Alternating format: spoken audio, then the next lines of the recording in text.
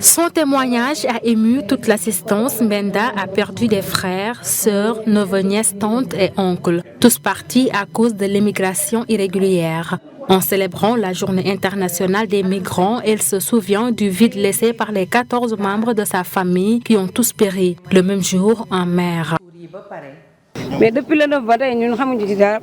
Presque tous les membres de ma famille sont restés en mer. Ils sont partis le 9 octobre dernier. Depuis lors, ils ne sont pas revenus. Des recherches ont été lancées et jusque-là, aucun résultat. C'est douloureux. Depuis la première vague de l'immigration en 2016, plus de 7000 Sénégalais ont tenté le voyage vers les îles Canaries. Aujourd'hui, une mutualisation des efforts est plus que nécessaire pour freiner les départs massifs des migrants au Sénégal. Nous avons lancé le concept d'M2.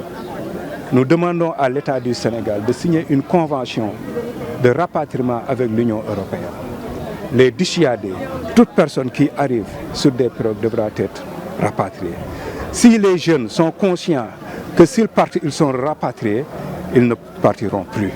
Donc, dans ce sens aussi, il y a des mesures d'accompagnement. La migration irrégulière est un phénomène qui doit être pris en charge par un dispositif transversal qui notamment met ensemble les forces de défense, les forces de surveillance et puis évidemment les affaires étrangères à partir du moment où ces migrants sont en terre étrangère.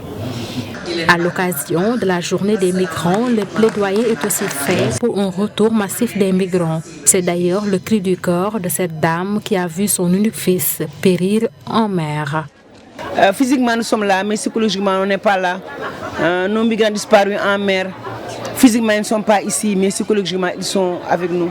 Donc, vous voyez, dans cette situation d'ambiguïté dans laquelle nous nous trouvons, il y a des problèmes. Pas faire le deuil.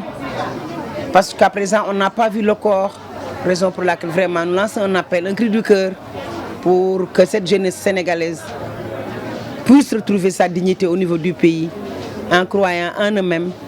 Le chef de l'État, Macky Sall, est aussi interpellé pour la construction d'un mémorial pour les disparus, ce en souvenir aux migrants.